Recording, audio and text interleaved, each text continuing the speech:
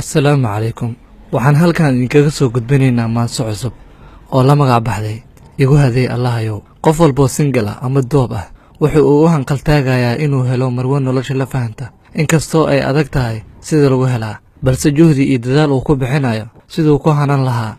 Haddii aan bilaabo, waxay odhanaysaa: muddaan soo dadaalo kelinimo dhadhamiyey, muraad gaara maan lihi, bal inaan kelinimo qaraarkeeda aan gees u dhaafe, la midooba ruuxoon la wadaago caashaqa, balse waxaan ogsoonahay kashayduna dareentaa, naftayduna ay leedahay, ha ku degdegin dunidani, yay dafiya miriq kugu dhaafin waayuhu waa ayaama dunida. Naf kalaan u xusul duubin mar haddaan haleelaa, marwo nolosha ii daarta, eegi maayo meel kale, harsan maayo geed kale. Qof aan qofnaba ahayn, qoorsi iyo qabweyniyo qalloociisu badan yahay, meesha uu ka liitiyo eentiisa aan garan, markuu kaa gala arrinku walaac buu keenayaaye, igu haday Allahayow.